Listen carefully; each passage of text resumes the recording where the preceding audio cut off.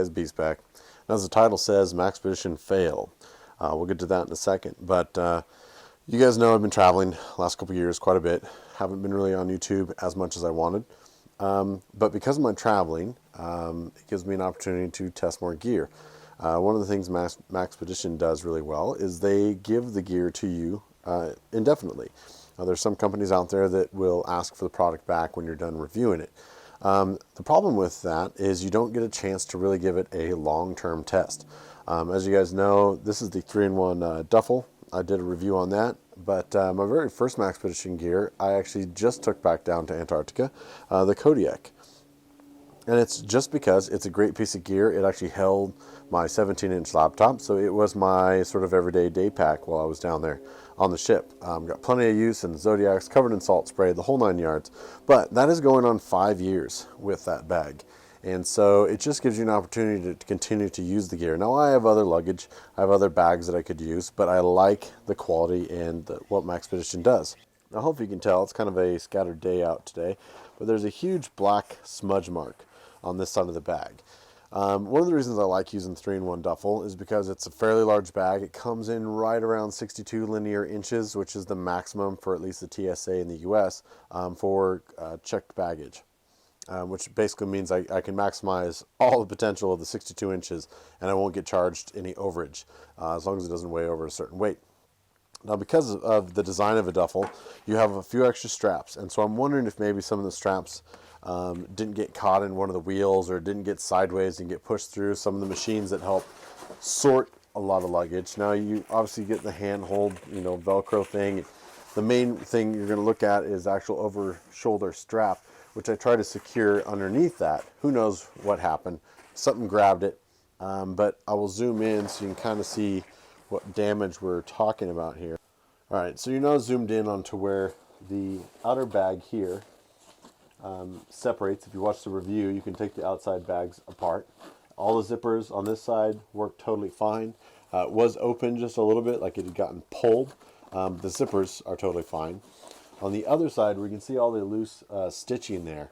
You normally can't see this dark brown sort of copper color stitching. It's usually hidden, and it looks like that's what they use for some of the internal stitching.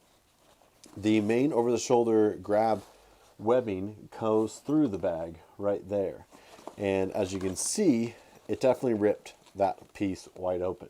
Now, is the bag done? Absolutely not. If you come inside the bag, you can see the box stitching for that actual strapping is perfectly fine. In fact, you can see it through the giant gaping hole that was left after being ripped open. So like I said, something on this bag got ripped, torn this way. However, the bag is still functional. This happened on my way down in December to South America, and I did not have any qualms with packing this bag up and using it on the way back up this April when I came back. Simply because you can still use that handle. Everything is perfectly structurally secure. You may be able to, get a couple fingers through there to try to steal something. Who knows? But I wasn't really worried about the way I have things packed. They're bags in a bigger bag system. So I wasn't worried about losing small items out of the bag. Really had no issues at all with anything else. So was it a fail? Yeah, sort of. I'm still not sure exactly what happened. Obviously, it happened during some of the checked baggage. Who knows what airport was transferring what, and it got snagged on something. But it's interesting to see. It's an interesting failure just because the amount of force exerted on that seam either wasn't strong enough because you're going through the very thick webbing, but the box stitching in this is still totally secure. So there you go, guys. Just want to give you a little glimpse of some of the gear that I test and its longevity. Like I said, because Maxpedition lets you keep the gear, you're able to do more of a long-term test, and I will always let you guys know if something fails or is exceeding my expectations, which Maxpedition does on a pretty regular basis. For the price, it better.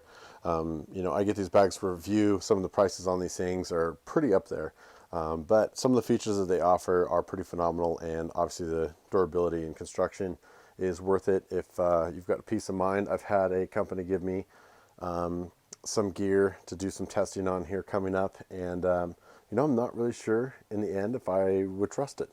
And so it'll say that much as well in the review. But this is just my little 2 cents, giving you guys an update on Maxpedition gear. Appreciate you guys watching. Beautiful.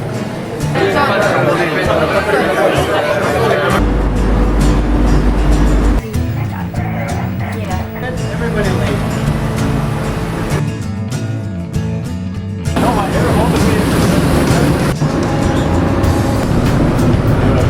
Yeah.